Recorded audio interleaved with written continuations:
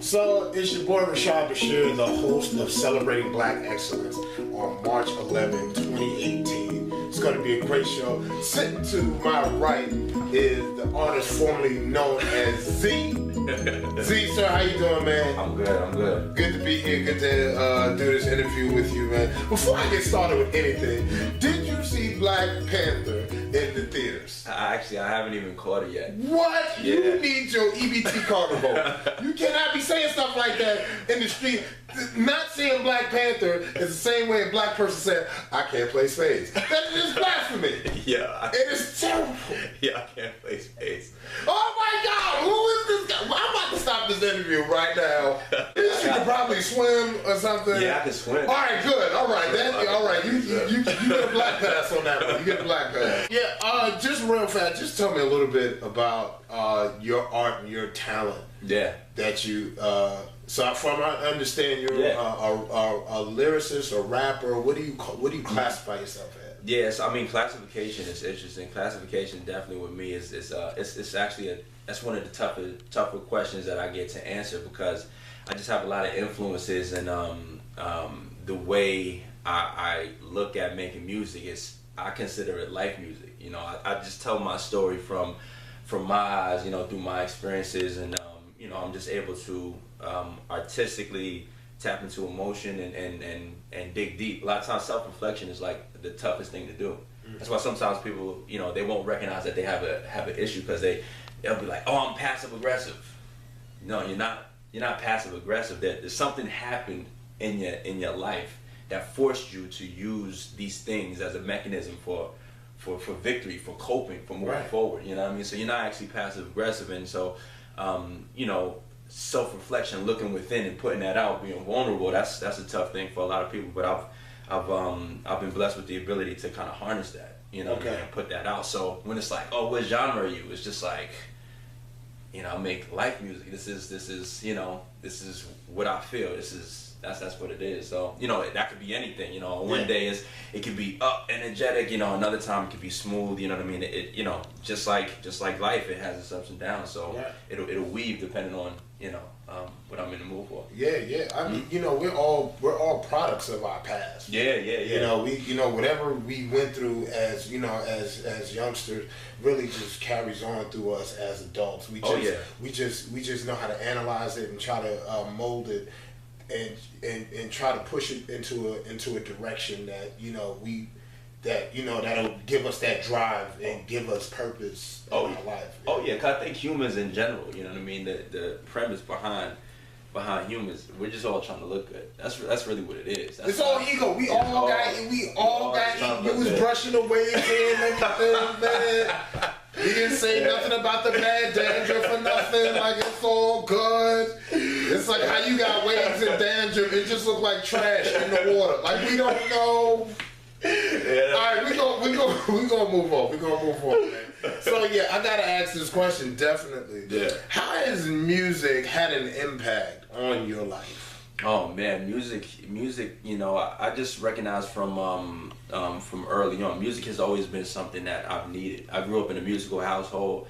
My uncle was a DJ. You know, my parents, although not musically inclined, they just always played music. Music was always being played in my house. So, you know, when you grow up with something that's just surrounding you, it becomes a part of your life, a part of your existence. So then when I started being a creator and starting to understand how I could, you know, take my experiences and you know, and allow that to connect to other people, it was just like, this is something I can't go without, you know what I mean?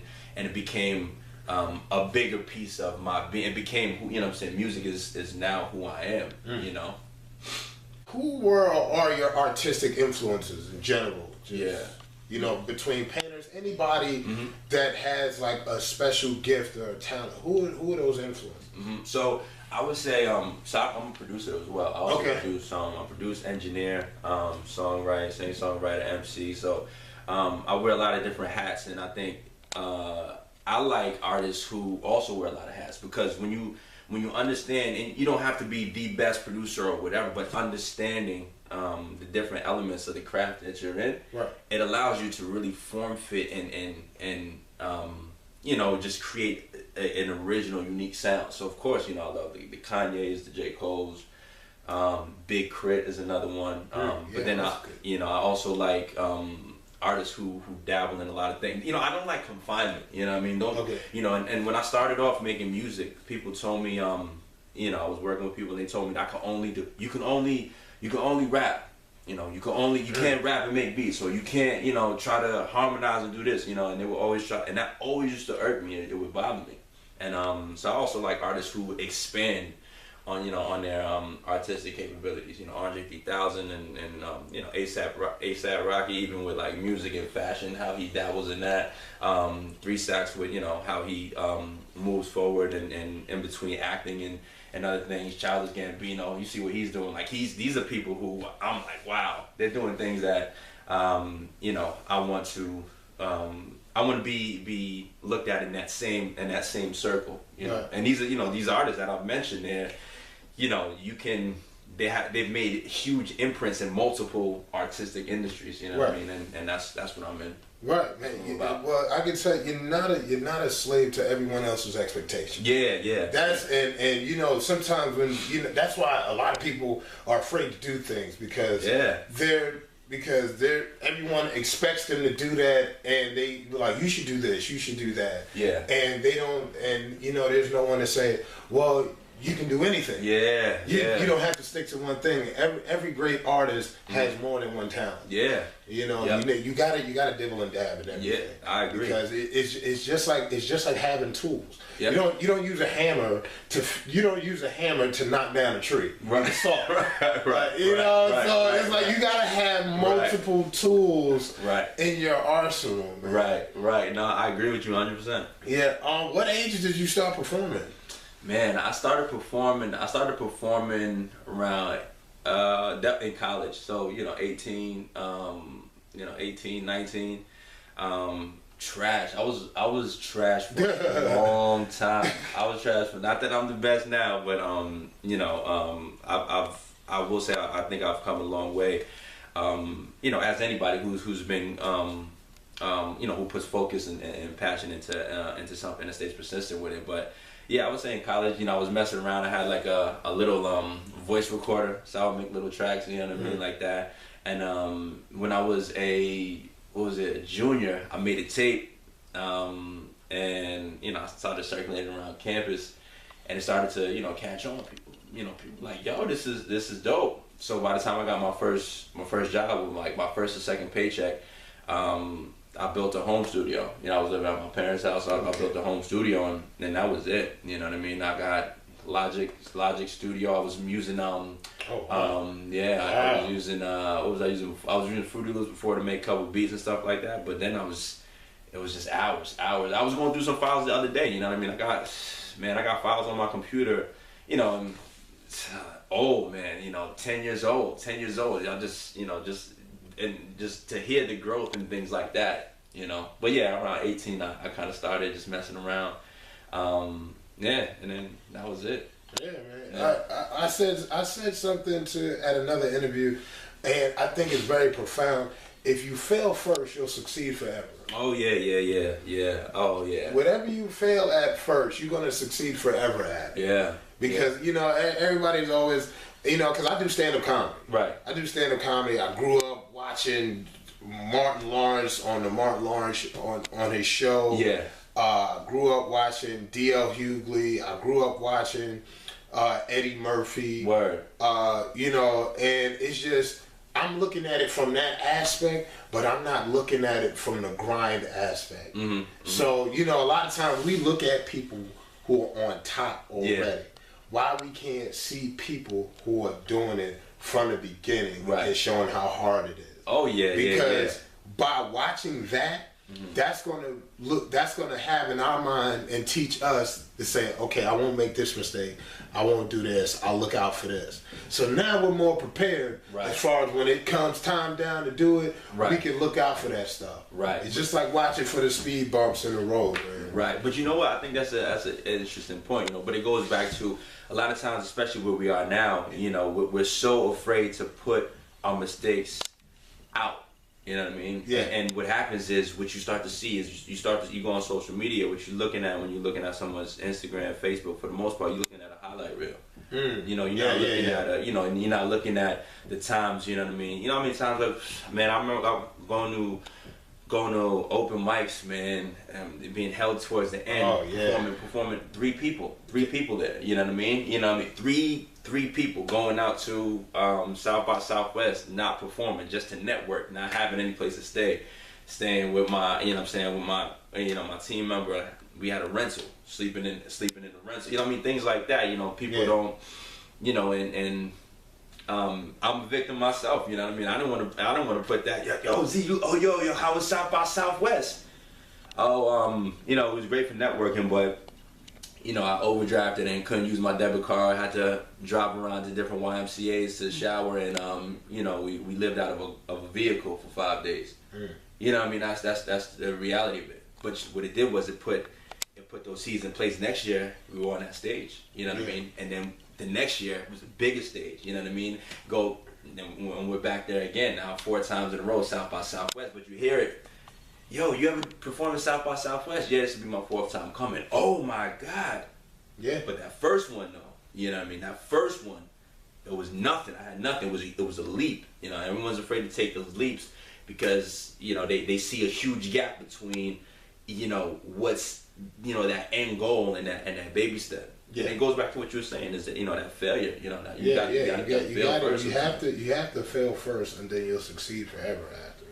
What has been your greatest memory as a performing artist? What has been? Do you have what is the greatest memory you have performing? I would say one of the greatest memories I had performing is just when the confidence and the passion met. So when it's, because sometimes it doesn't matter what people may say, if they're like, hey, you know, you're talented or whatever it may be. Sometimes you as a person, you look for specific signals to know that, hey, I did all right. I did a great job. You know what I mean? Sometimes, I don't know, you know, if you're an athlete, sometimes, you know what I mean? And, you know, in your head, if you feel you had a bad game, but other people are coming up to you and they're saying, oh man, you did a great job. If you don't feel it, it's not a victory all the time for you. You know what I mean? And I would say my biggest thing was once I got control over my originality, over my creativity, that was probably my biggest victory. Once I figured out that I didn't have to be like anybody else, and I could still be myself. I could be myself and make that same impact. You know what I mean? That a lot of these other artists are making. Sometimes you know, I would look at I've been in this, you know, making music to the point where I've seen its transitions. I've seen it transition and go through the trap era, through the, you know what I'm saying, through the gangster rap era, through the backpack era, all these different waves, you know what I mean? And it's so easy to be like, oh man, okay, we're in the backpack era, I'm gonna make backpack music. Oh, we in the trap era, alright, so I'm gonna make trap, you know, and as an artist, sometimes you look at that and you're like, yo, if you keep on making those changes, at some point you're gonna turn and be like, well, who am I? You know, who am I as a person? You know, you can get lost in that. And until you find that confidence that you can do your own thing and go in any, whatever, if it's a trap show, you go and you do your thing. People after, they recognize you for being you. You know what I mean? Once I was able to put that together, that was, I would say, my biggest accomplishment. That was just when it was just like, oh man, you know, I got a chance at this. Because what it told me was that I'm this entity, this originality that is something that the game's been missing. So I can go in any trap show, R&B show, whatever, and do my own thing and be recognized for my own sound. Originality. You know? Originality.